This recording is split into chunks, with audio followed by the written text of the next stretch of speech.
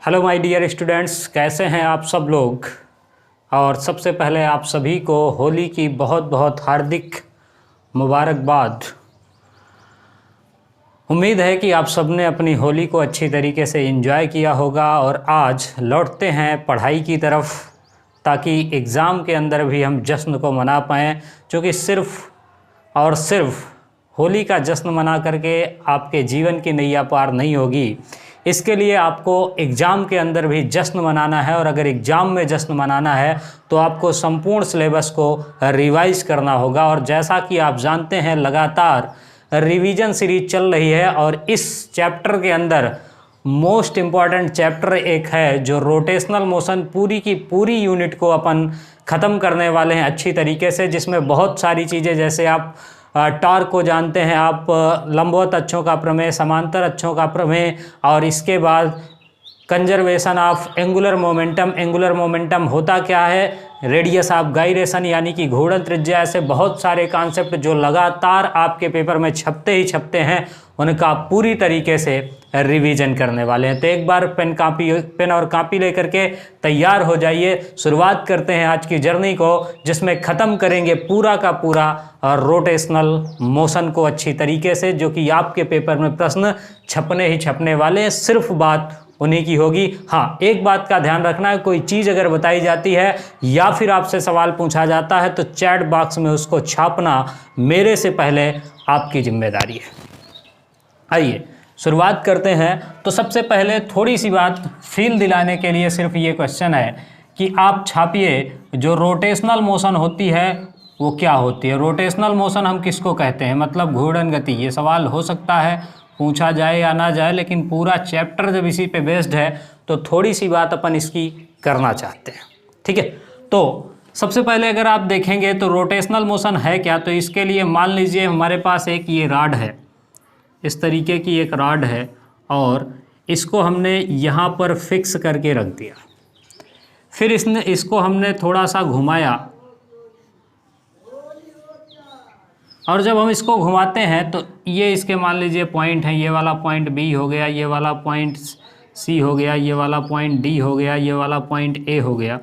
इस तरीके से जब हम घुमाते हैं तो ये सारे पॉइंट, ये वाला पॉइंट यहाँ पहुँच गया, ये वाला पॉइंट यहाँ पहुँच गया, ये वाला पॉइंट यहाँ पहुँच गया, ये वाला पॉइंट यहाँ पहुँच गया, ठीक है। क्लियर कट आपको दिख रहा है। मान लेते हैं ये वाला ए डैश हो गया, ये वाला डी डैश हो गया, ये वाला सी डैश हो गया पॉइंट, और ये वाला बी डैश हो गया। तो आप देखेंगे जब हमने इसको ओमेगा कोणीय वेग से क्या कर दिया, घुमा दिया। कोणीय वेग क्या होता है, अगर आपने लास्ट रिवीजन वाली क्लास नहीं देखी है तो उसको देखिए, आपको कोणीय वेग, कोणीय त्वरण, सारी चीज़ें उसमें बताई गई हैं, आप उससे अच्छी तरीके से समझ पाएंगे। तो देखिए, रोटेशनल मोशन, कोई भी बॉडी प्योर रोटेशनल मोशन में कब कही जा सकती है, जब उसके सारे पॉइंट एक सर्किल के अंदर मूव कर रहे हो। कि जैसे ये एक बड़ा सर्किल बनाएगा, ये भी एक सर्किल बनाएगा, ये भी एक सर्किल बनाएगा, ये भी एक सर्किल बनाएगा, लेकिन उन सभी एक्सिस, मतलब सर्किल का जो सेंटर है, मतलब केंद्र, वो एक ही लाइन पर स्थित होगा। उसको बोलेंगे क्या, सर्कुलर मोशन। तो जब कोई बॉडी है, मतलब पिंड है, इस प्रकार गति करता है कि उसके सभी कण वृत्ताकार मार्ग पर घूमते हैं और उन सभी वृत्तों का केंद्र एक ही लाइन पर स्थित होता है, उसको अपन क्या बोलते हैं, रोटेशनल मोशन, यानी कि घूर्णन गति। उम्मीद है ये बात आपको क्लियर हो गई होगी, और कई बार आप इस चीज़ को अपने डेली लाइफ में देखते हैं। आखिर में ये जो हमने दिया, ये घुमाने का काम करता कौन है, ये वाला सवाल कई बार पेपर में पूछा गया। इसकी डायमेंशन और इसकी यूनिट भी कई बार छपती है। तो आज के लेक्चर का सबसे पहला इम्पॉर्टेंट सवाल आपको बताना है कि टॉर्क यानी कि बल आघूर्ण क्या होता है, इसको बताना है। टॉर्क मतलब बल आघूर्ण क्या होता है, ये बताना। ये बात हो गई है ना, कि जब भी कोई बॉडी गति करेगी इस प्रकार की, उसके सारे पॉइंट जो हैं वो एक सर्किल के अराउंड घूमे, और उन सभी सर्कल का जो सेंटर है वो एक लाइन पर स्थित होगा, जिसको अपन क्या बोलेंगे, जब इस तरीके की मोशन होगी तो उसको अपन क्या बोलेंगे, रोटेशनल मोशन बोल देंगे। ये कहानी हो गई हमारी रोटेशनल मोशन की। अब पहला सवाल जो मैंने आपसे कहा, टॉर्क यानी कि बल आघूर्ण क्या होता है, ये आपको बताना है। टॉर्क मतलब बल आघूर्ण हिंदी में बोलें तो। तो आप देखिएगा जो बल आघूर्ण होता है उसको किसको कहते हैं, बल आघूर्ण, इसकी बात करते हैं। तो आप देखिए कभी भी क्या होता है, कोई विरामावस्था में वस्तु है तो उसको चलाने के लिए हमको क्या करना पड़ता है, फोर्स लगाना पड़ता है। लेकिन जब हम इस प्रकार से किसी बॉडी में फोर्स लगाते हैं कि वो बॉडी उसको घुमाने का प्रयास करती है, सपोज करिए हमने इस पर इस तरीके से फोर्स लगाया तो ये आगे जा रही है, मतलब इस तरीके से आगे जाएगी। लेकिन अगर हमने इसके इस पॉइंट पर फोर्स लगा दिया तो ये क्या कर रहा है, इसको घुमाने का प्रयास कर रहा है। तो जब किसी पिंड पर कोई बल इस प्रकार लगाया जाता है कि वो उस पिंड को घुमाने का प्रयास करता है तो उसको अपन क्या बोलते हैं, बल आघूर्ण बोलते हैं। और इसकी माप जो है वो किस तरीके से की जा सकती है, तो फिर से वही राड मैं आपको बना करके दिखाता हूँ, एकदम पूरी तरीके से फील सचित्र वर्णन ही करना है आपको, अगर आता है क्वेश्चन तो। ये एक रॉड है, इसको घुमाने के लिए हमने यहाँ से इस तरीके से एक फोर्स लगा दी, तो ये फोर्स कुछ इस तरीके से लगेगी, है ना। ये वाली फोर्स इस पॉइंट पर लगा दी, ये वाला पॉइंट, ठीक है, इस पॉइंट पर लगा दिया, इस पॉइंट का नाम P दे दिया, यहाँ पर नाम दे दिया O और P के बीच की दूरी जो है वो R है। थोड़ा सा ऊपर लिखेंगे तो उसको काटेगा नहीं, ठीक है। तो ये O और P के बीच की दूरी डिस्टेंस जो हो गई वो R हो गई। तो टार्क कितना होगा, तो टार्क बराबर होता है, torque is equal to R और क्रॉस F परपेंडिकुलर, मतलब टार्क बराबर होगा आर एफ साइन थीटा। कभी कभी एफ आर भी लिखा होता है तो उससे घबराइएगा नहीं, कोई भी कंपोनेंट हम ले सकते हैं। कारण क्या है इसका, तो देखिए इस वेक्टर के दो कंपोनेंट फोर्स के बनाए जा सकते हैं। एक इधर की तरफ ये हो गया एफ कास थीटा, ये वाला एंगल थीटा है तो ये वाला भी एंगल थीटा ही होगा, और ये वाला एंगल क्या हो जाएगा, ओहो थोड़ा सा टेढ़ा मेढ़ा बन गया, सीधा कर ले, ये आपका हो गया एफ साइन थीटा। अगर यहाँ पर हम देखें तो घुमाने के लिए कौन सा बल कार्य करेगा, ये बल तो कार्य करेगा नहीं, क्योंकि ये तो बाहर निकाल रहा है। घुमाने में योगदान सिर्फ एफ साइन थीटा का है, इसलिए अपन क्या लेते हैं, टार्क बराबर आर एफ साइन थीटा वाला कंपोनेंट। और ये तो इस तरीके से अगर आप देखेंगे तो किसी भी पिंड को घुमाने के लिए दो चीज़ें इंपॉर्टेंट हैं, एक हमारा जो बल है वो कितना है और दूसरा उसकी जो दूरी कितनी है। ये एग्जाम्पल कई बार आपसे पूछा जाता है और ये भी पूछा जाता है ये एक स्केलर क्वांटिटी है या फिर वेक्टर क्वांटिटी है, आपको इसका जवाब देना है। तो चैट बॉक्स में छापेंगे कि ये कौन सी क्वांटिटी है, वेक्टर क्वांटिटी है, मतलब सदिश राशि है, और अगर ये सदिश राशि है तो इसका मात्रक और बीमा क्या है, आपको ये बात अब बतानी। एक बार छापिए, मैं देख लेता हूँ, देखते हैं किसका आंसर सबसे पहले आता है। इसका मात्रक और बीमा, आपको ये दो चीज़ें बतानी है। तो ये एक वेक्टर क्वांटिटी है और यहाँ पर लिख भी आप सकते हैं कि कास थीटा कोई भी टॉर्क जनरेट नहीं करता है, मतलब कास थीटा के कारण कोई टॉर्क जो है वो पैदा नहीं होता है, नॉट जनरेट एनी टॉर्क। इसलिए अपन कास थीटा वाला कंपोनेंट नहीं लेते हैं। कौन सा कंपोनेंट लेते हैं, साइन थीटा वाला कंपोनेंट। और इसका मात्रक और बीमा मैंने आपसे पूछी है तो इसका मात्रक हो जाएगा, देखिए आर का मात्रक मीटर हो गया, बल का मात्रक न्यूटन हो गया, तो इसकी जो यूनिट हो गई मतलब मात्रक हो गया वो न्यूटन मीटर हो गया, और बीमी सूत्र हो जाएगा mL2T-2। ठीक है, तो ये बात हो गई अपने पास। हाँ, और जो भी एक सेंटर ऑफ रोटेशन से पास करेगा वो उसका टॉर्क हमेशा क्या होगा, जीरो होगा। ये भी बात आप यहाँ पर देख सकते हैं। तो आई होप ये वाली कहानी आपको क्लियर हो गई कि जिस तरीके से हम बल लगाते हैं कि वो किसी पिंड को घुमाने का प्रयास करता है, घुमाने की प्रवृत्ति रखता है, इस तरीके से अगर हम बल लगाएं तो उसको अपन क्या बोलते हैं, बल आघूर्ण बोलते हैं। और इसको मापने के लिए, मेजर करने के लिए हमारे पास दो चीज़ें हैं, एक बल और एक दूरी, दोनों का क्रॉस मल्टीप्लिकेशन लेंगे। इसलिए कभी कभी ये भी ऐसा भी आपको लिखा मिल सकता है कि torque is equal to vector are cross vector F. ठीक है, तो ये भी हो सकता है। तो ये इतनी कहानी आप बल आघूर्ण पे लिख लेंगे। आगे चलते हैं और आज का अच्छा सवाल अब लेते हैं। एक सवाल है जो आपसे पूछा जा रहा है, what is moment of inertia. पहला सवाल जो कि, हाँ ये बताइएगा पहले इनर्शिया का जो लॉ है, लॉ ऑफ इनर्शिया, वो किसने दिया था ये बताना है ना। और वो क्या कहता है, दोनों चीज़ें चैट बॉक्स में छापनी है। देखते हैं कौन सबसे पहले छापता है। छापिए कि इनर्शिया का जो लॉ है, लॉ ऑफ इनर्शिया यानी जड़त्व का नियम, वो किसने दिया है और वो क्या है। दोनों बातें चैट बॉक्स में अभी की अभी right down and right now छापनी है।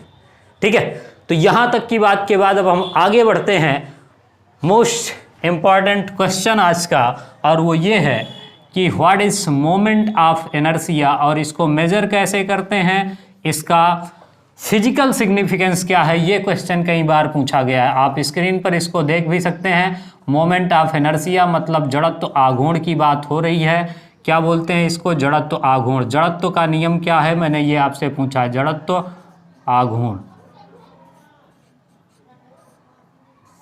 मोमेंट ऑफ इनर्शिया की बात है यानी कि जड़त्व आघूर्ण की बात है। तो आप देखेंगे कि जो जड़त्व आघूर्ण होता है वो किस तरीके से होता है। फार्मूला तो आप सबको ही पता है, छाप दीजिए, फिर वेट किस चीज़ का कर रहे हैं। तो अगर आप देखें तो मोमेंट ऑफ इनर्शिया की बात की जाए तो पिंड के किसी घूर्णन अक्ष के परितः जो जड़त्व आघूर्ण होगा उसको मेजर हम कर सकते हैं I बराबर mr² से। लेकिन उससे पहले थोड़ी सी फील दिलानी जरूरी है। मान लीजिए ये हमारा एक्सिस ऑफ रोटेशन है, ये x हो गया, ये x' हो गया, और यहाँ से कोई ये m द्रव्यमान का एक पिंड है, m मास का, जो कि जिसकी डिस्टेंस कितनी है, r है। तो आप जानते हैं कि I बराबर क्या होगा, mr² होगा, है ना। I बराबर क्या हो जाएगा, mr² हो जाएगा। तो पिंड के किसी कण का घूर्णन अक्ष के परितः जड़त्व आघूर्ण पिंड के द्रव्यमान और उसके दूरी के वर्ग के गुणनफल के बराबर होता है। फिर से सुनिएगा कि पिंड के किसी भी एक कण का, देखिए पिंड पे बहुत सारे कण होंगे, अभी हमने पर्टिकुलर एक कण की बात की ताकि सारी बात बिल्कुल क्लियर कट समझ में आ जाए।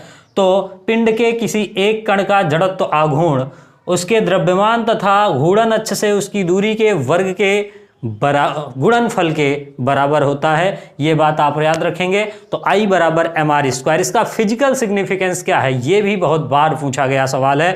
तो देखिएगा जो फिजिकल सिग्निफिकेंस है यानी कि भौतिक महत्व जो है आपका, वो ये है कि जिस तरीके का रोल लीनियर मोशन में मास रिप्रेजेंट करता है, मतलब कोई वस्तु भारी है तो उसको हिलाने के लिए या फिर आगे बढ़ाने के लिए हमको ज़्यादा बल लगाना पड़ता है। सेम उसी तरीके से जो बल, मतलब जो रोल मास ने प्रेजेंट किया लीनियर मोशन पे, सेम वही रोल रोटेशनल मोशन में कौन रिप्रेजेंट करता है, कौन रिप्रेजेंट करता है, मोमेंट ऑफ इनर्शिया रिप्रेजेंट करता है। तो जो काम रेखीय गति में द्रव्यमान का होता है, ठीक वही काम घूर्णन गति में जड़त्व आघूर्ण करता है। मतलब जिस तरीके से हमको ये मास को देख करके लगता है कि कितना मुश्किल है इसको हिलाना, एक ट्रक खड़ी है और एक कार खड़ी है, आप ट्रक को कार की अपेक्षा ज़्यादा बल लगा करके हिला पाएंगे, मतलब उसको हिलाना ज़्यादा मुश्किल है। सेम उसी तरीके से मोमेंट ऑफ इनर्शिया बताता है कि किसी भी चीज़ को कितना मुश्किल है घुमाना। ठीक है, तो जो काम उसने वहाँ पर रिप्रेजेंट किया, सेम वही काम मोमेंट ऑफ इनर्शिया यहाँ पर रिप्रेजेंट करता है। और घूर्णन गति में कोणीय त्वरण के लिए जो बलाघूर्ण लगाया जाता है कि उसमें क्या उत्पन्न हो, कोणीय त्वरण उत्पन्न हो, तो उसका जो विरोध करता है पिंड, उसी को क्या बोलते हैं, मोमेंट ऑफ इनर्शिया। थोड़ी सी और फील वाला ले लें, चूंकि ये बहुत सिंपल सी चीज़ मैंने आपको बताई है। अब अगर कोई बॉडी है, रोटेशनल मोशन में एक बॉडी है अपने पास, मान लीजिए कुछ ऐसी ये बॉडी है, ठीक है। अब थोड़ा सा मेरे से टेढ़ा मेढ़ा ही सब कुछ बनता है, आप जानते हैं। ये इसकी एक्सिस ऑफ रोटेशन है, मान लेते हैं ये क्या है, इसकी एक्सिस ऑफ रोटेशन। और इसमें कई सारे द्रव्यमान हैं, एक द्रव्यमान यहाँ पर है, एक द्रव्यमान यहाँ पर है, एक द्रव्यमान यहाँ पर है, एक द्रव्यमान यहाँ पर है, या तो फिर यहाँ पर बना लेते हैं। तो इसकी जो डिस्टेंस है ये यहाँ से r1 है, कितनी है, r1 है। इसकी डिस्टेंस r2 है एक्सिस ऑफ रोटेशन से, इसकी डिस्टेंस r3 है, और इसकी वेलोसिटी v1 है, इसकी वेलोसिटी v2 है, इसकी वेलोसिटी v3 है, इसका मास m1 है, इसका मास m1 वहाँ कर देते हैं, m1 है, इसका मास m2 है, इसका मास m3 है, और ये पूरी बॉडी ओमेगा कोणीय वेग से क्या कर रही है, घूम रही। ओमेगा कोणीय वेग से इस तरीके से ये क्या हो रही है, पूरी बॉडी जब घूम रही है, तो जब पूरी बॉडी घूमेगी तो हमको पूरी बॉडी का मोमेंट ऑफ इनर्शिया चाहिए, और जब पूरी बॉडी का मोमेंट ऑफ इनर्शिया चाहिए तो अपन क्या लिखेंगे कि जो यम द्रव्यमान का, कैपिटल यम द्रव्यमान का ये पूरा पिंड है, और यम द्रव्यमान का पिंड है जो कई प्रकार के कणों से मिलकर के बना है। माना यम द्रव्यमान का एक पिंड m1, m2, m3 dot dot mn, इस तरीके से बहुत सारे द्रव्यमान हैं, और जिनकी घूर्णन अक्ष से दूरी जो है वो r1, r2, r3 dot dot इस तरीके से है। तो जो मोमेंट ऑफ इनर्शिया I बराबर हो जाएगा वो m1 r1 का स्क्वायर प्लस m2 r2 का स्क्वायर प्लस m3 r3 का स्क्वायर हो जाएगा, और यहाँ से I बराबर, इसको अपन क्या बोल सकते हैं, सबको जोड़ने पर टोटल मोमेंट ऑफ इनर्शिया जो आएगा सिग्मा mr स्क्वायर हो जाएगा। ठीक है। हाँ, इसका मात्रक और बीमा दो चीज़ें छापनी है कि जो मोमेंट ऑफ इनर्शिया है इसका मात्रक क्या होगा और बीमा क्या होगी। ठीक है ना। तो अगर एक जो बॉडी है वो कई सारे कणों को मिला करके बनी है, उसका टोटल मोमेंट ऑफ इनर्शिया चाहिए, तो हम सब का अलग अलग मोमेंट ऑफ इनर्शिया निकाल करके ऐड कर देंगे, और जब ऐड करेंगे तो जो चीज़ें आएंगी वही हमारा क्या हो जाएगा, मोमेंट ऑफ इनर्शिया किसी भी टोटली बॉडी का। अच्छा, अब आप देखिए ये जो मोमेंट ऑफ इनर्शिया है, कभी कभी पूछा जाता है कि आखिर में ये किन किन चीज़ों पर निर्भर करता है। तो सबसे पहले आप देखेंगे कि क्या बॉडी का मास डिपेंड करता है मोमेंट ऑफ इनर्शिया के लिए। एक बार छापिएगा कौन कौन सी चीज़ें आपको याद हैं कि जो मोमेंट ऑफ इनर्शिया है वो किन किन चीज़ों पर निर्भर करता है। देखिए, बॉडी एक ही होगी लेकिन मोमेंट ऑफ इनर्शिया अलग अलग हो जाता है हर एक एक्सिस के अबाउट। रीजन क्या है, जैसे मान लीजिए आपके पास सिलेंडर है और आपको उसको ढंगाना है, आपने ऐसे इस तरीके से लुढ़का दिया, वो लुढ़कते लुढ़कते आसानी से चल रहा है, लेकिन आप उसी सिलेंडर को ऐसे ऐसे ऐसे ढंगा रहे हैं तो सिलेंडर वही है, द्रव्यमान भी उतना ही है, लेकिन उसमें आपका कष्ट जो है वो क्या हो गया, बेसिकली बढ़ गया। तो इस तरीके से द्रव्यमान का वितरण अलग है, एक्सिस ऑफ रोटेशन अलग हो जाती है। तो इन सारी चीज़ों पर मोमेंट ऑफ इनर्शिया जो है वो क्या करेगा, डिपेंड करेगा। हाँ, तो मैं यहाँ पर लिख देता हूँ कि मोमेंट ऑफ इनर्शिया सबसे पहले किस पर डिपेंड करता है, डिस्ट्रीब्यूशन ऑफ मास पर, distribution of mass and density, distribution of mass या फिर डेंसिटी भी लिख दीजिएगा। तो द्रव्यमान के वितरण पर यह निर्भर करेगा मोमेंट ऑफ इनर्शिया, मतलब द्रव्यमान का वितरण अलग हो जाएगा, तो ये कहानी हो जाएगी, है ना। अब इसके बाद दूसरा नंबर एक्सिस ऑफ रोटेशन पर, एक्सिस ऑफ रोटेशन पर मतलब रोटेशन की एक्सिस अगर बदल जाएगी तो मोमेंट ऑफ इनर्शिया बदल जाएगा, मतलब घूर्णन अक्ष पर। ठीक है, वैसे ये कोई बड़ी बात थी नहीं, तो शेप एंड साइज पर, इन तीन चीज़ों पर जो द्रव्यमान मोमेंट ऑफ इनर्शिया है वो निर्भर करता है। तो आपको ये तीन बातें याद रखनी। हाँ, मैंने आपसे पूछा है क्या इसका मात्रक एवं बीमा, तो मात्रक हो जाएगा किलोग्राम मीटर स्क्वायर, यूनिट हो गई इसकी, यूनिट किलोग्राम मीटर स्क्वायर, और आपका जो बीमा हो जाएगी डायमेंशन वो क्या हो जाएगी, ML2 हो जाएगी। एक सवाल आपसे है कि जड़त्व आघूर्ण जो है वो अदिश राशि है कि सदिश राशि है या फिर प्रदिश राशि है, स्केलर, वेक्टर, टेंसर, तीनों ऑप्शन मैंने आपको दिए हैं। तो आप ये बात अच्छी तरीके से जानते हैं कि जिनके मैग्नीट्यूड और डायरेक्शन लगातार चेंज होते रहते हैं उसको अपन क्या बोलते हैं, टेंसर क्वांटिटी। तो ये भी हर बार बदल जाता है, इसलिए इसको अपन क्या बोलेंगे, टेंसर। मतलब ये कैसी राशि है, प्रदिश राशि है। तो आपको इस बात को भी ध्यान में रखना है। तो ये हो गई पूरी कहानी आपकी किसकी, मोमेंट ऑफ इनर्शिया की, जिसमें आपको ये देखना है कि किसी पिंड का या किसी कण का जो जड़त्व आघूर्ण होगा वो पिंड के कण के द्रव्यमान एवं उसके घूर्णन अक्ष की दूरी के वर्ग के गुणनफल के बराबर होता है, I बराबर mr स्क्वायर। अगर कई एक बॉडी है वो उसमें कई सारे पार्टिकल होंगे, तो माना वो m1 m2 m3 dot dot कई सारे कणों से मिलकर के बनी है जिसकी घूर्णन अक्ष से दूरी ये है, तो टोटल जो I आ जाएगा वो m1 r1 square, m2 r2 square plus m3 r3 square, सबका समेसन कर देंगे, ये कहानी हो जाएगी। इन तीन चीज़ों पर मोमेंट ऑफ इनर्शिया जो है वो डिपेंड करता है, आपको ये बात देखनी है।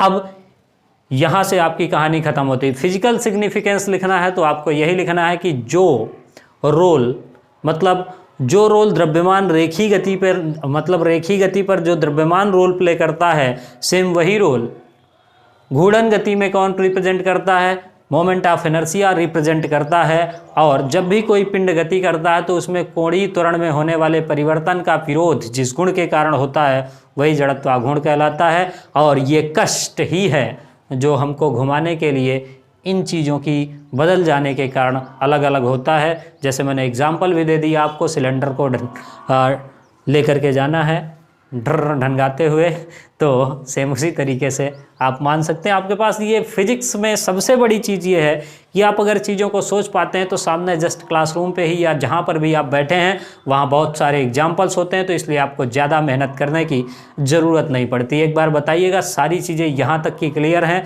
देखते हैं, थम्स अप कीजिए एक बार। और आप सभी को बहुत सारा होली के दिन पर प्यार, लेकिन उससे ज़्यादा प्यार तभी मिलेगा जब आप पढ़ करके अच्छे से अच्छे मार्क्स लेकर के आएंगे।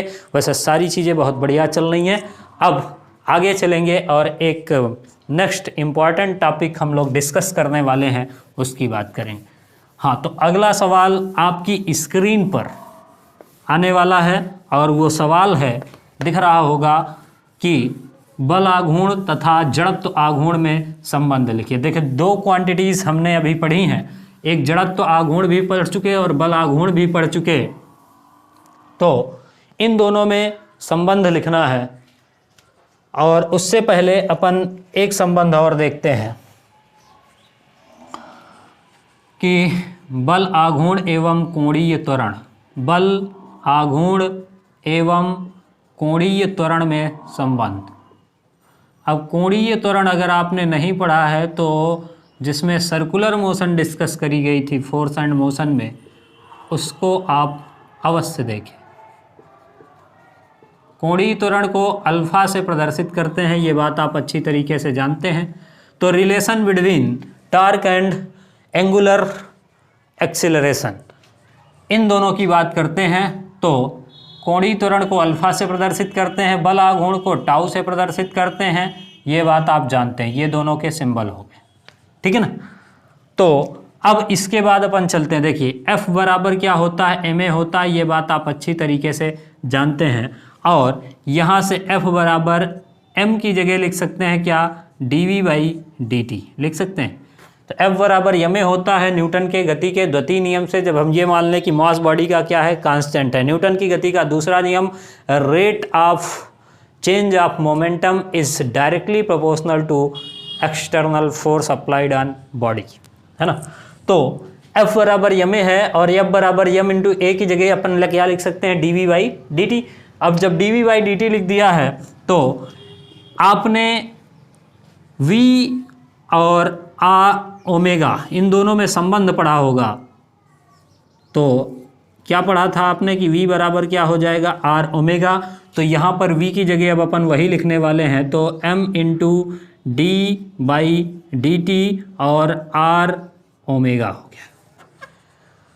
अब जब ये r ओमेगा हो गया, r एक्सिस से मान लीजिए सेम है, तो mr d/dt और यहाँ पर ओमेगा आ गया। तो F is equal to mr omega की जगह क्या हो जाएगा, अल्फा हो जाएगा, है ना।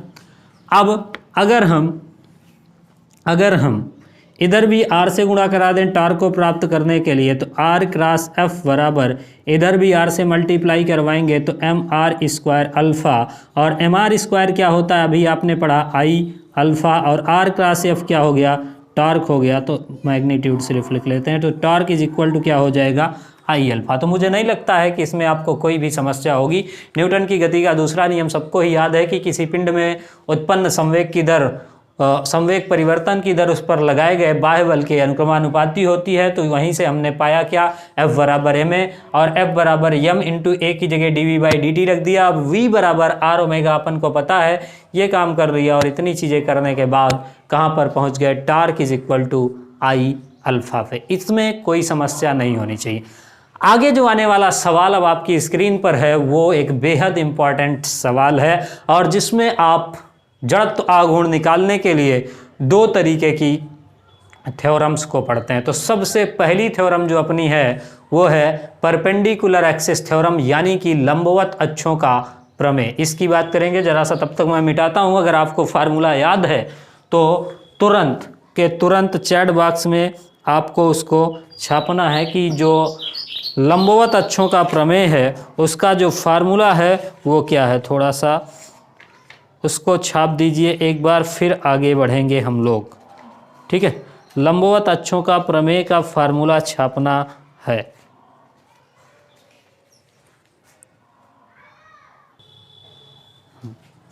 तो मिटाते हैं इसको। बात होगी किसकी, लंबवत अक्षों का प्रमेय यानी कि परपेंडिकुलर एक्सिस थ्योरम की बात करेंगे। अब जो परपेंडिकुलर एक्सिस थ्योरम है वो आपको मैंने कहा था अब तक में उसका फार्मूला छाप दिया जाना चाहिए। बताइएगा एक बार, मज़ा आ रही है? यहाँ तक सारी चीज़ें बिल्कुल क्लियर कट समझ में आ रही हैं या फिर नहीं आ रही हैं? देखिए, जब तक आप फिजिक्स को अच्छी तरीके से फील नहीं करेंगे तब तक आपको मज़ा आने वाली नहीं है। तो सबसे पहले अब डालते हैं परपेंडिकुलर एक्सिस थ्योरम। क्या निकालने के लिए यूज की जाती है? तो moment of inertia. Perpendicular axis theorem, लंबवत अक्षों का प्रमेय। लंबवत अक्षों के प्रमेय की बात करेंगे तो बहुत ही सिंपल सी प्रमेय है जिनको आपको ध्यान में रखना है। और जो लंबवत अक्षों का प्रमेय होगा इसकी अगर आप बात करेंगे तो यहाँ पर देखिएगा, आपके पास जो कहानी है वो क्या है। आप जानते हैं हमारे पास 3 एक्सिस हैं, एक्स, वाई और जेड। 3 एक्सिस हैं। अगर मान लेते हैं ये एक्स एक्सिस है, ये वाई एक्सिस है, ये वाली जेड एक्सिस है। इस पर कोई भी बॉडी इस तरीके की जो है, थोड़ा सा और ठीक ठाक बना देते हैं, इस तरीके की कोई एक बॉडी जो है वो रखी गई है। तो ये कौन से तल में है? एक्स वाई प्लेन में है। और इसके लंबवत यानी जेड एक्सिस के अबाउट मोमेंट ऑफ इनर्शिया निकालना है। तो इसके लिए जो थ्योरम है वो ये कही गई कि किसी भी समपटल से गुजरने वाला जो जड़त्व आघूर्ण होगा वो दोनों समपटल में स्थित दोनों अक्षों के जड़त्व आघूर्णों के योगफल के बराबर होगा। ये इसका स्टेटमेंट हो जाएगा। तो आई अबाउट जेड एक्सिस बराबर हो जाएगा I about X axis plus I about Y axis. ये आपको ध्यान रखना है। और ये चीज़ देखिए, ये 2D ऑब्जेक्ट होगा तो ये कहाँ पर यूज होती है? 2D ऑब्जेक्ट के लिए यूजफुल होती है कौन सी प्रमेय? Perpendicular axis theorem. ठीक है ना। अब ये एक्स वाई प्लेन में हो गया तो ये कहानी हमारे पास इस तरीके की हो गई। प्लेन बदल भी सकता है। अगर ये यहाँ पे चला है वाई जेड प्लेन तो इसका परपेंडिकुलर कौन हो जाएगा? एक्स हो जाएगा। जेड एक्स में हो जाएगा तो परपेंडिकुलर कौन हो जाएगा? वाई आ जाएगा। तो ये क्या है? ये वाले को आपको ध्यान रखना, ये हमेशा रहेगा परपेंडिकुलर टू प्लेन। ये क्या है? जिस प्लेन की अपन बात कर रहे हैं उसके परपेंडिकुलर होगी। और जो बाकी ये दोनों हैं, ये दोनों क्या होंगे? तो ये दोनों होंगे इन द प्लेन। तो ये दोनों प्लेन वाले होने चाहिए। अब आप आसानी से थ्योरम के जो स्टेटमेंट है उसको भी लिख सकते हैं। तो in the plane and perpendicular to the plane. तो ये बात हो गई हमारे पास। अब इसका अगर प्रूफ करना है तो प्रूफ चाहते हैं तो थोड़ा सा इसका प्रूफ भी दे लेते हैं, क्योंकि इसका प्रूफ भी पूछा जाता है। तो यहाँ तक की बात समझ में आ गई है। तो किसी भी जो भी बॉडी है उसका लंबवत अक्षों के परितः गुजरने वाला जो जड़त्व आघूर्ण होगा वो उस पटल में स्थित दोनों अक्षों के सापेक्ष जो जड़त्व आघूर्ण है उनके योगफल के बराबर होगा, है ना। कहने का मतलब ये है, जैसे मान लीजिए एक इस तरीके की ये कोई बॉडी है, ठीक है। इससे 2 एक्सिस गुजरती हैं, एक एक्सिस ये हो गई, एक एक्सिस ये हो गई। ये दोनों आपस में क्या है? परपेंडिकुलर, है ना, 90 डिग्री का कोण बनाती हैं। ये वाले को अपन ने नाम दे दिया एक्स एक्सिस और ये वाला वाई एक्सिस। यहाँ पर मान लेते हैं कोई भी एक पार्टिकल है हमारे पास जिसका द्रव्यमान यम है और ये वाला पॉइंट पी है, ये स्थित है। ये वाली दूरी एक्स अक्ष के सापेक्ष है इसलिए अपन ने इसको नाम दे दिया एक्स है। ये वाली दूरी वाई अक्ष के सापेक्ष है, पैरेलल है, इसलिए इसको नाम दे दिया वाई। अब हमको चाहिए जेड एक्सिस के अबाउट मोमेंट ऑफ इनर्शिया। तो अगर जेड एक्सिस के अनुदिश चाहिए तो ये वाली डिस्टेंस आएगी जेड एक्सिस के लिए इसके परपेंडिकुलर पे, है ना। तो ये वाली डिस्टेंस कितनी है? आर। अब अपन को सिर्फ और सिर्फ प्रूफ करना है, तो आई अबाउट जेड एक्सिस, ये तो खैर लिखा ही है, थोड़ा सा देखते हैं। आई अबाउट एक्स एक्सिस क्या होगा, तो आई अबाउट एक्स एक्सिस ये बराबर हो जाएगा, देखिए एक्स अक्ष कौन सा है, ये वाला है, इसमें कितनी दूरी से घूम रहा है, वाई दूरी से, तो एम आर स्क्वायर होता है, यानी कि आई अबाउट एक्स एक्सिस बराबर क्या हो जाएगा, M Y square. I about Y axis कितना हो जाएगा, तो ये है हमारे पास वाई एक्सिस, और इस पे घूमने के लिए दूरी कितनी, एक्स, और द्रव्यमान कितना है, यम है, तो एम एक्स स्क्वायर। ठीक है, अब इसके बाद I x plus I y अगर निकालते हैं अपन, तो I x plus I y बराबर हो जाएगा m x square plus m Y square. जब m x square plus m Y square हो गया है, एम दोनों में कॉमन है, तो x square plus Y square, ये दोनों का I x plus I y हो गया। आई अबाउट जेड एक्सिस निकालेंगे तो आई जेड बराबर कितना हो जाएगा, इसकी डिस्टेंस है आर, तो एम आर का स्क्वायर।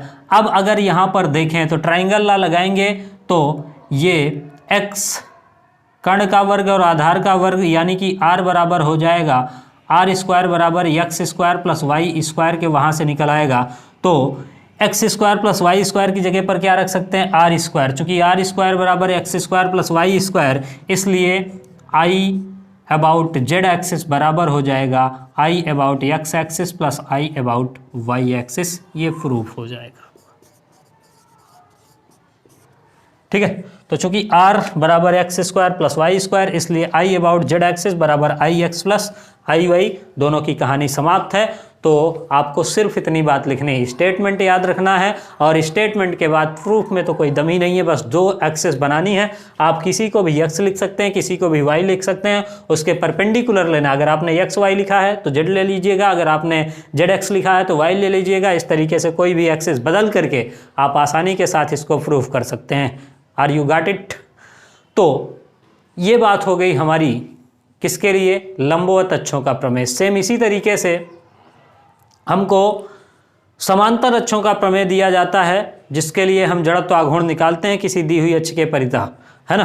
तो उसकी भी बात कर लेते हैं, फिर आगे बढ़ेंगे। और एक मोस्ट इंपॉर्टेंट दो टॉपिक्स और हैं हमारे पास जो कि बेहद इंपॉर्टेंट हैं आपके लिए, उनकी भी बात करेंगे। यहाँ तक की कहानी समझ में आ गई, तो अगली जो प्रमेय है, स्क्रीन पर क्वेश्चंस भी शो हो रहा होगा कि जड़त्वाघूर्ण ज्ञात करने के लिए जो लंबवत अक्षों का, समांतर अक्षों का प्रमेय है, उसकी क्या है, तो उसका भी आपको फार्मूला तो छाप ही देना चाहिए मुझे लगता है। बाकी अभी प्रूफ की बात कर रहे हैं, ठीक है। तो ये हमारे पास क्या हो गया, फार्मूला छापना है किस लिए, समांतर अक्षों के प्रमेय के लिए, पैरेलल एक्सिस थ्योरम के लिए। तो यहाँ पर अपन ने लिख दिया पैरेलल एक्सिस थ्योरम, ठीक है, मतलब समांतर अक्षों का प्रमेय। अब समांतर अक्षों के प्रमेय की बात करेंगे, तो इसमें आप देखिएगा ये वाली प्रमेय क्या कहती है। तो बहुत सारे लोगों ने फार्मूला छाप ही दिया, लेकिन पहले उससे अपन बॉडी बना लेते हैं एक ठो। ये हो गई, ये इस तरीके की एक बॉडी है, और ये इस एक्सिस के अबाउट रोटेट करवानी हमको इसको, ठीक है। इस एक्सिस के अबाउट अपन रोटेट करवाना चाहते हैं, और इसका जो सेंटर ऑफ मास है मान लेते हैं वो यहाँ पर है। इस बॉडी का जो सेंटर ऑफ मास है वो यहाँ पर है, और तो ये द्रव्यमान केंद्र से जाने वाली क्या हो गई, एक्सिस हो गई, जो इसके सेंटर ऑफ मास से पास करती है। तो आपने जैसा कि छाप ही दिया है कि आई अबाउट जेड जेड एक्सिस, ये मान लीजिए एक्स वाई प्लेन है तो जेड जेड डैश, ठीक है ना, या जेड जेड मैंने लिख दिया है, तो ये हो गया। अब इसके बाद इन दोनों के बीच की जो डिस्टेंस है वो कितनी है, ए है, और यहाँ पर कोई एक पार्टिकल जो है वो रखा हुआ है, जो कि द्रव्यमान केंद्र से गुजरने वाले अक्ष से आर दूरी पर यहाँ पर एक पार्टिकल है। यम द्रव्यमान का एक पार्टिकल है जो कि कितनी दूरी पर है, आर दूरी पर। तो इसका जो मोमेंट ऑफ इनर्शिया होगा I about Z Z dash, this is equal to हो जाएगा I about centre of mass plus M A square. ये फार्मूला है, है ना। तो समांतर अक्षों में आप देखेंगे तो किसी दी हुई अक्ष के परितः जड़त्व आघूर्ण का मान पिंड के द्रव्यमान केंद्र से गुजरने वाली समांतर अक्ष के परितः जड़त्व आघूर्ण किसके द्रव्यमान केंद्र से सेंटर ऑफ मास से गुजरने वाली समांतर अक्ष के परितः जड़त्व आघूर्ण तथा पिंड के कुल द्रव्यमान वैसे कैपिटल एम भी लिख सकते हैं, तो पिंड के कुल द्रव्यमान एवं दोनों समांतर अक्षों के बीच की दूरी के वर्ग के गुणनफल के योग के बराबर होता है। फिर से देखिएगा, इसका जो स्टेटमेंट है वो ये है कि किसी दी हुई अक्ष के परितः या जड़त्व आघूर्ण का जो मान है वो पिंड के द्रव्यमान केंद्र से गुजरने वाली अक्ष के परितः जड़त्व आघूर्ण तथा जो अक्ष हमारे पास है उस द्रव्यमान केंद्र से अक्ष की दूरी के वर्ग के दूरी का वर्ग के संपूर्ण पिंड के द्रव्यमान में गुणनफल के और योग के बराबर होता है।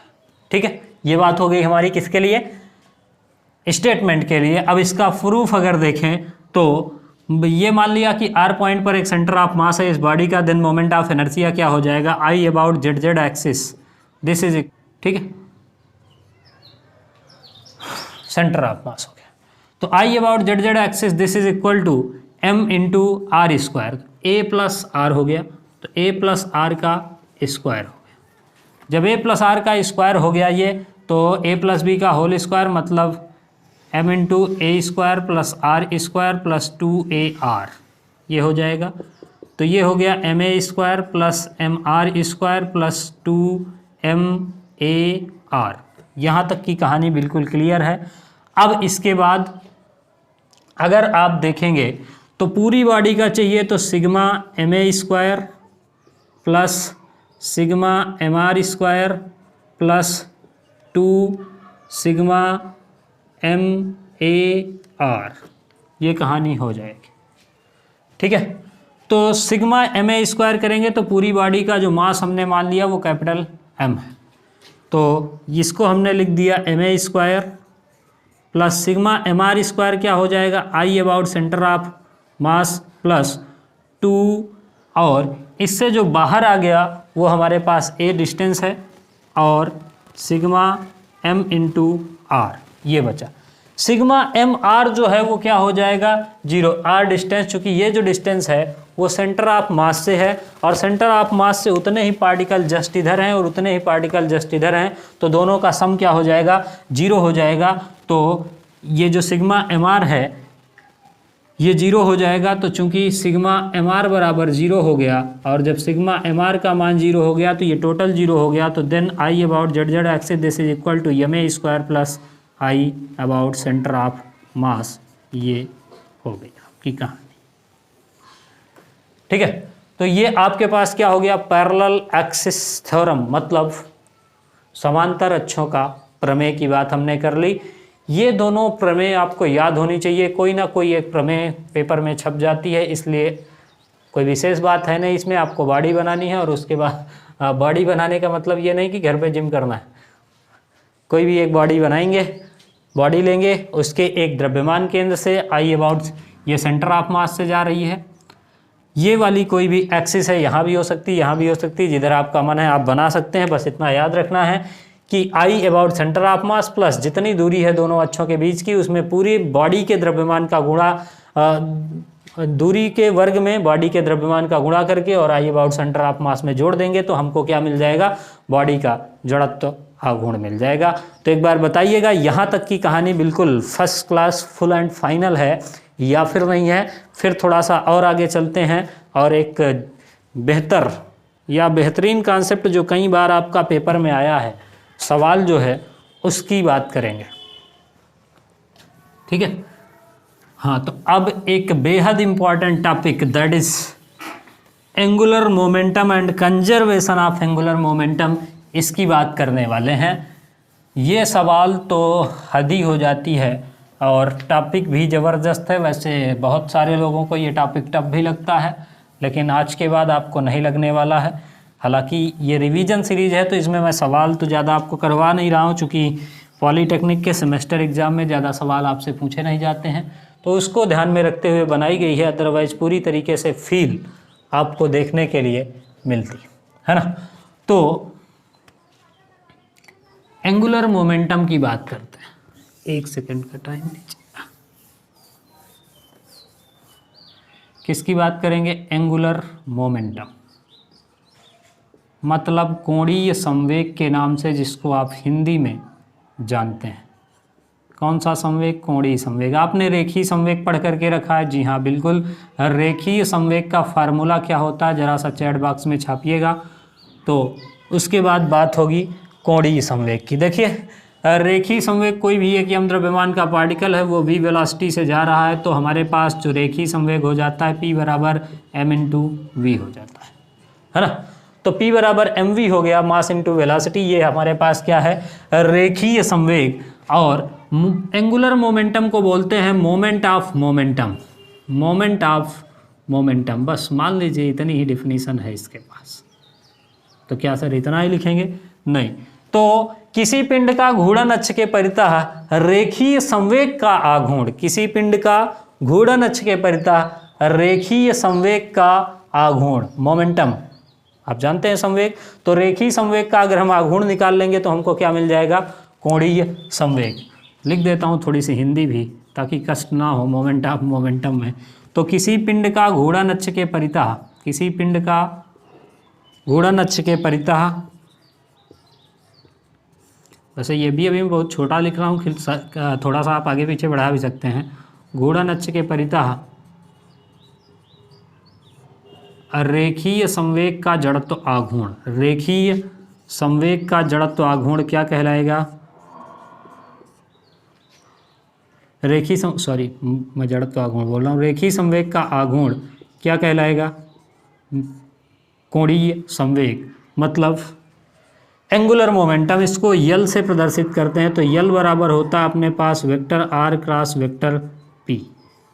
ऑलवेज वैलिड फार्मूला है, आपको कहीं दूसरा ढूंढने की ज़रूरत नहीं पड़ेगी। फिर पी इज़ लीनियर मोमेंटम, है ना, लीनियर मोमेंटम। और लीनियर मोमेंटम में जब अपन दूरी से गुणा करवा देते हैं, किससे गुणा करवाया? डिस्टेंस से, तो अपने को क्या मिल जाता है? एल, मोमेंट ऑफ मोमेंटम मिल जाता है। तो ये कहानी हो गई। इसका मात्रक और बीमा छापिए तो रेखीय संवेग की बीमा क्या हो जाती है? किलोग्राम मीटर पर सेकंड। अब इसके बाद अगर हम इसको देखेंगे तो किलोग्राम मीटर स्क्वायर पर सेकंड इसकी बीमा हो जाएगी, किलोग्राम मीटर स्क्वायर पर सेकंड। ठीक है, तो ये इसका क्या हो गया? द्रव्यमान, यूनिट। यूनिट के बाद डायमेंशन अब आपको छापनी है। डायमेंशन छापने का काम आपका है, तो बताइएगा डायमेंशन क्या होगी। देख रहे हैं किसका जवाब सबसे पहले आता है। वैसे यूनिट लिख देने के बाद डायमेंशन का तो खेल ही कुछ नहीं बचता है ना। अब देखिएगा थोड़ा सा अगर इसकी फील दिलाई जाए, इसको मिटा ही लेते हैं। तो कहानी ये है कि जो मोमेंट ऑफ फोर्स होता है, मोमेंट ऑफ फोर्स,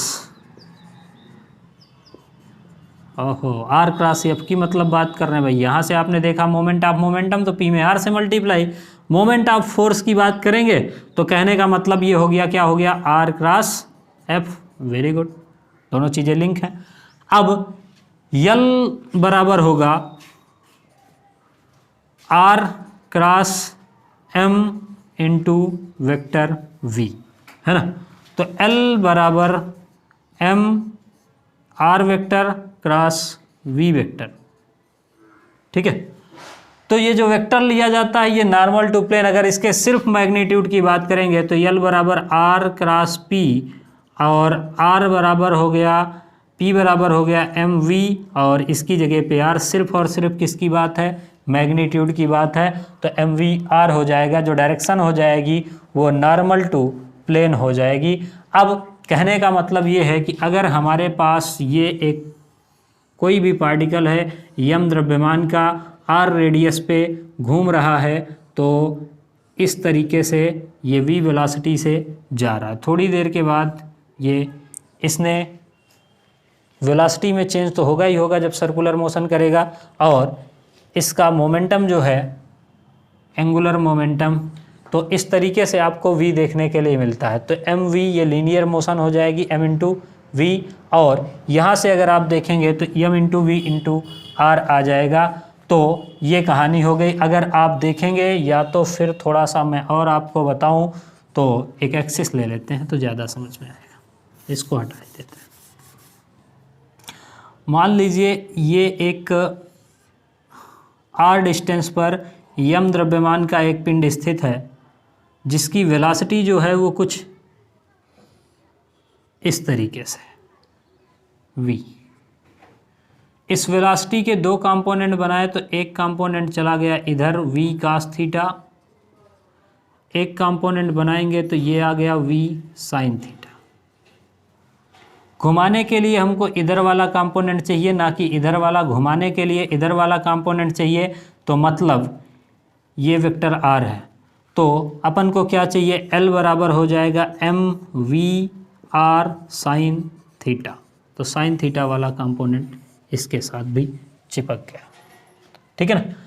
तो या तो फिर r mv sin थीटा भी लिख सकते हैं। तो ये कहानी हो गई किसकी, एंगुलर मोमेंटम की। इसका रिलेशन कई बार आपसे पूछा जाता है, किसके साथ, बल आघूर्ण के साथ। टार्क के साथ किसका रिलेशन बताना है, एंगुलर मोमेंटम का। इसकी बात कर लेते हैं। अगला जो सवाल है वो यही है कि टार्क के साथ एंगुलर मोमेंटम का जो रिलेशन है वो किस तरीके से। ये वाली बात समझ में आ गई है, कोई दिक्कत होनी ही नहीं चाहिए, क्योंकि सारी चीज़ें बिल्कुल वेल डिफाइंड ही हैं। थोड़े से आराम से आज चल रहे हैं, कोई समस्या नहीं है ना। होली के जश्न के बाद, भांग वांग पीने के बाद दिमाग शायद धीरे हो, तो ऑब्जर्व कर ले, इसलिए थोड़ी सी स्पीड स्लो है। चैट बॉक्स में बताइए कौन कौन कल भांग पी करके डांस किया है ना। हाँ, भोले बाबा की शरण में गए थे। और किसने पीने के बाद अंतरिक्ष की यात्रा भी कर ली, सैटेलाइट या फिर रॉकेट की ज़रूरत भी नहीं पड़ी, है ना। तो आइए रिलेशन देखते हैं। अरे सर, रिलेशन तो हम देखते ही हैं। रिलेशन की बात करते हैं। Relation between angular momentum and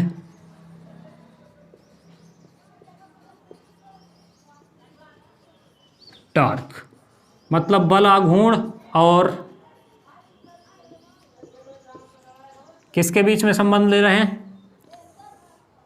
कोणीय संवेग। कोणीय संवेग एवं बल आघूर्ण के बीच में क्या देख रहे हैं, रिलेशन।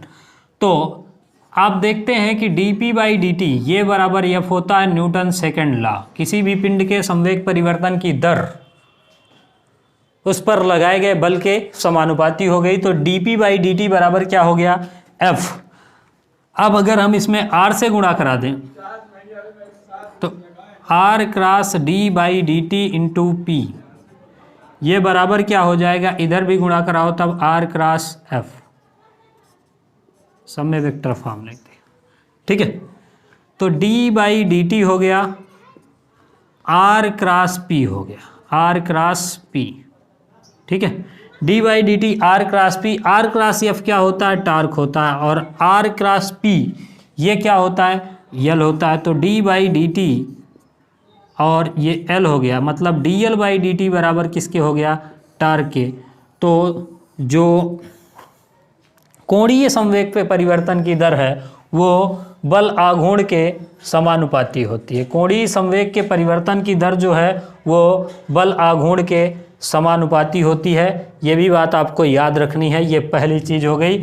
अगर अपन रख दें P बराबर mv, क्या रख दें, P बराबर m इंटू वी रख दें, तो यहाँ पर देखिएगा जब हमने P बराबर mv रखा तो m इंटू वी की जगह क्या रख लिया, r ओमेगा। तो P बराबर m r ओमेगा, है ना।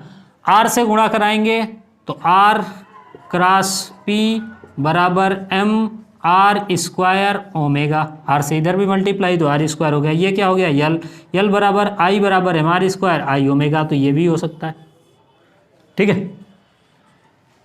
तो ये कहानी किसकी हो गई, कोणीय संवेग। और किसके साथ संबंध है, कोणीय वेग और मोमेंट ऑफ इनर्शिया के साथ। ये किसके साथ संबंध है, ये हो गया आपका टॉर्क और कोणीय संवेग परिवर्तन का संबंध।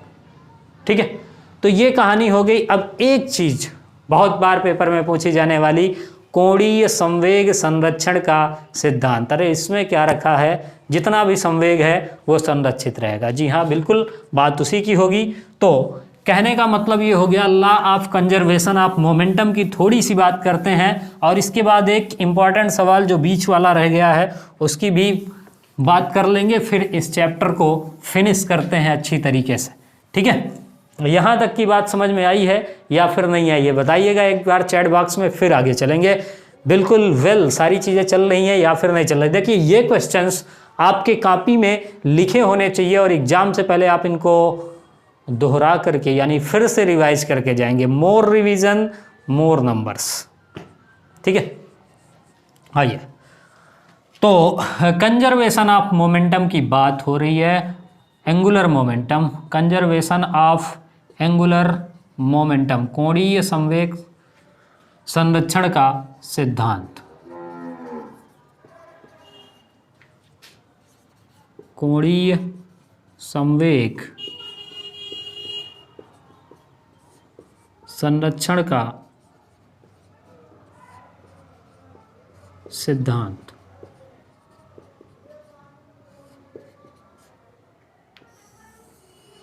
कोणीय संवेग संरक्षण का सिद्धांत ये कहता है कि यदि किसी पिंड पर कोई बाह्य बल आघूर्ण कार्य नहीं कर रहा है, क्योंकि अभी आपने जस्ट देखा है कि dl/dt this is equal to torque के।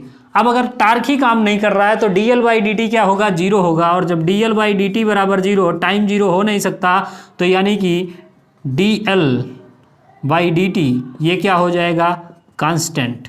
मतलब कोणीय संवेग क्या है, संरक्षित है। तो dl/dt टार्क था, अगर ये जीरो है, टार्क कोई भी टार्क काम नहीं कर रहा है, कोई भी बल आघूर्ण काम नहीं कर रहा है किसी भी पिंड के अंदर, तो जो पिंड का कोणीय संवेग है वो क्या होगा, संरक्षित रहेगा।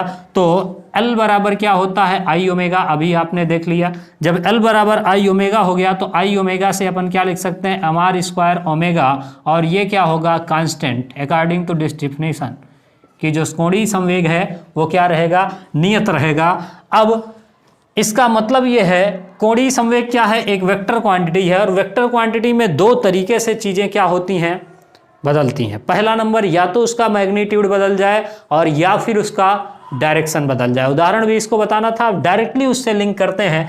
ये तो हो गया कोणीय संवेग संरक्षण का सिद्धांत। अब डायरेक्टली अगर आप लिंक करें फॉर एग्जाम्पल के लिए, तो इसमें दो चीज़ें अपने पास क्या क्या है, एक तो मैग्नीट्यूड है वेक्टर क्वांटिटी में, एक डायरेक्शन है। दोनों में से कोई भी एक चेंज होगा तो मतलब क्या चेंज हो गया, एंगुलर मोमेंटम चेंज हो गया। अब अगर यहाँ पर कंजर्व कैसे होगा, तो r² घटेगा, या तो r घटेगा, r घटा तो ओमेगा क्या हो जाएगा, बढ़ जाएगा। आगे के चैप्टर में आप केपलर के नियम में भी ये चीज़ देखने वाले हैं। तो जैसे आपने देखा होगा, एक बेली डांसर होती है, बेली डांसर, उसने पहले वो अपने पाँव को फैला करके इस तरीके से, वैसे बनाऊंगा नहीं मैं, थोड़ा सा रखती है, उससे एक पाँव से वो उसको टार्क देती है। जैसे ही उसने टार्क दिया, फिर उसके बाद उसने उस पाँव को हटा लिया, तो जो टार्क लगना होता है वो बंद हो जाता है। अब जितना टार्क उसने दे दिया था पहले से, वो क्या हो जाता है, कंजर्व रहना चाहिए, इसलिए वो लगातार क्या होती है, घूमती रहती है। इसी तरीके से आप बहुत ऊपर से छलांग लगाने वाले, जो हाई जंप करने वाले डाइवर होते हैं,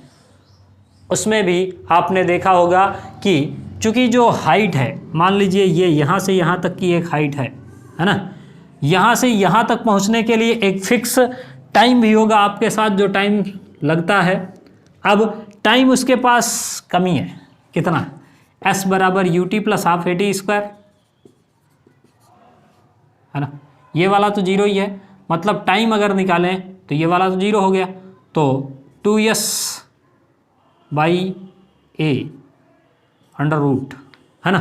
तो √t बराबर 2s/a हो जाएगा, या फिर आप g लेना चाहें, कई लोग कह रहे हैं चैट बॉक्स में कि g ले लेते हैं, तो h हाइट है इसकी और g ले लेते हैं, तो ये कहानी आ जाएगी। अब h यहाँ पर s कितना हो गया, h हो गया, तो ये भी कर सकते हैं। अब आप देखते हैं वो कितनी छलांग लगा पाएगा, तो वो पहले अपने हाथ को फैला करके रखता है और जैसे ही वो कूदता है तो वो अपने शरीर की रेडियस को क्या करता है, छोटा करते जाता है। कैसे छोटा करते जाता है, पहले उसने यहाँ से एक फोर्स पीछे की तरफ दिया और अपने शरीर को आगे की तरफ झुकाया टार्क को क्रिएट करने के लिए। जब टार्क क्रिएट हो गया और जैसे ही वहाँ से ये कूदा, तो अभी ये इतने बड़े सर्किल के अंदर घूम रहा है, लेकिन थोड़ा सा और आगे आया तो इसने अपने हाथों को सिकोड़ करके, ज़्यादा गुलाटी मारने के लिए हाथों को सिकोड़ा, और जैसे ही इसने हाथों को सिकोड़ा तो आर क्या हो गया, घट गया। आर घट गया तो ओमेगा क्या हो जाएगा, बढ़ जाएगा, और जैसे ही ओमेगा बढ़ जाएगा तो ज़्यादा से ज़्यादा मोमेंटम कंजर्वेशन के कारण 2 से 3 गुलाटियां मार लेगा, अदरवाइज वो एक ही गुलाटी में नीचे पहुंच जाता। ठीक है, तो इस तरीके से मैग्नीट्यूड चेंज करके हो गया। फिर अगर आप डायरेक्शन चेंज करके देखना चाहते हैं तो आपने देखा होगा, अगर आपके पास कोई पहिया है, आप उसको ऐसे टांगते हैं, कई बार यूट्यूब में ये सारी चीज़ें करके भी दिखाई जाती हैं, है ना, बहुत सारे लोगों ने देखा भी होगा। आप किसी भी पहिए को एक तरफ से डोरी लगा के टांगे तो वो गिर जाता है, लेकिन अगर आप उसी को क्या कर दें, पहिए को घुमा दें और फिर उसको पकड़े रहें, तो मोमेंटम कंजर्वेशन के कारण उसकी डायरेक्शन चेंज ना हो, और उस मोमेंटम को कंजर्व करने के लिए जब तक वो पहिया चलता रहता है तब तक नीचे की तरफ नहीं गिरता है। तो दोनों चीज़ें चेंज करके जो पहिए का रोटेशन हो गया, या फिर ये जो 2 केसेस हो गई, ऐसे कई सारे एग्जाम्पल्स हैं जो आप लिख सकते हैं। अब एक टॉपिक जो कि पूछा गया है उसकी बात करेंगे और फिर आज की क्लास को ख़त्म करेंगे, और वो टॉपिक है आपका कौन सा, रेडियस ऑफ गायरेशन, यानी कि घूर्णन त्रिज्या क्या होती है, इसकी बात करनी। छापिए एक बार, what is radius of gyration, मतलब घूर्णन त्रिज्या। घूर्णन त्रिज्या की बात होनी है। किसकी बात होगी, रेडियस ऑफ गायरेशन मतलब घूर्णन त्रिज्या की। अब ये जो घूर्णन त्रिज्या है इसकी थोड़ी सी ही बात है, लास्ट क्वेश्चन है और कम से कम 4-6 बार तो पूछी ही गई है, और ये टॉपिक छूट गया था तो मैंने सोचा करा ही देते हैं। तो जैसे मान लीजिए ये एक यम द्रव्यमान का एक पिंड है और इसकी जो रेडियस है ये आर है, कैपिटल यम इसका द्रव्यमान है। इसका द्रव्यमान अगर हम एक ही जगह पर केंद्रित मान लें, किस जगह पर, एक ही जगह, इसका पॉइंट मास मान करके यहाँ पर इसका जो मोमेंट ऑफ इनर्शिया है उसको एक ही जगह पर केंद्रित मान लें कि ये सेंटर ऑफ मास हो गया इस पिंड का। अब इस एक्सिस से ये जो दूरी है इसको अपन ने मान लिया क्या, के। तो पिंड का संपूर्ण द्रव्यमान एक स्थान पर केंद्रित है जिसकी घूर्णन अक्ष से दूरी कितनी है, के है, तो I बराबर क्या होगा, एम के स्क्वायर। ठीक है, और जब I बराबर एम के स्क्वायर होगा तो के बराबर निकालना चाहें अगर अपन, तो I by M under root लगा देंगे। अब अगर आप सोचिए, डिस्क है, ये डिस्क है, मैंने बनाई है। अब डिस्क का मोमेंट ऑफ इनर्शिया कितना होता है बताएंगे जरा सा, चैट बॉक्स में छापिए, डिस्क का मोमेंट ऑफ इनर्शिया। डिस्क का मोमेंट ऑफ इनर्शिया तो I बराबर हो गया एम आर स्क्वायर बाई 2। कितना हो गया, एम आर स्क्वायर बाई 2। अब अगर इसकी घूर्णन त्रिज्या चाहिए तो के बराबर निकाला, I की जगह एम आर स्क्वायर बाई 2 और नीचे यम पहले से मौजूद है, यम से यम खत्म, तो R under root R square by 2, यानी कि के बराबर कितना हो गया, आर बाई रूट 2। ये एग्जाम्पल भी हो गया आपका, मैंने डिस्क का दे दिया। तो इस तरीके से घूर्णन त्रिज्या घूर्णन अक्ष से वह दूरी है जहाँ पर पिंड का संपूर्ण द्रव्यमान एकत्रित रहता है, और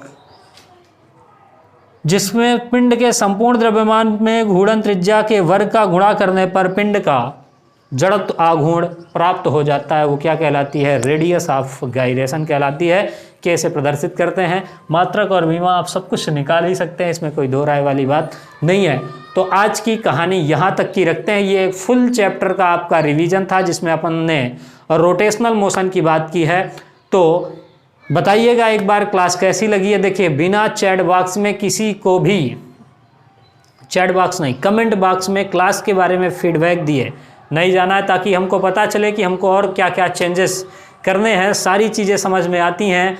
लैंग्वेज हिंदी इंग्लिश दोनों मिक्स है, चूँकि दोनों के लिए पढ़ाया जा रहा है। तो क्या चाहते हैं आप किस तरीके से, सारी चीज़ें कमेंट बॉक्स में कमेंट करनी है और खूब डट करके पढ़ाई करनी है, ताकि फुल में से फुल मार्क्स। अगर आप इस सीरीज ये जो चल रही है 7 वीडियो बनेंगे इसके 7 यूनिट में, अगर आप पूरी तरीके से पढ़ के जाते हैं तो आपको टोटल मार्क्स गेन करने से, अच्छी तरीके के नंबर पाने से कोई नहीं रोक सकता। ये गारंटी हमारी। एक बार बताइएगा क्लास कैसी लगी है। मिलेंगे अगली क्लास में आज के लिए होली की एक बार फिर से अनंत शुभकामनाओं के साथ विदाई लेते हैं। मिलेंगे नेक्स्ट क्लास में, तब तक के लिए धन्यवाद। हैप्पी लर्निंग, पढ़ते रहिए और आगे बढ़ते रहिए।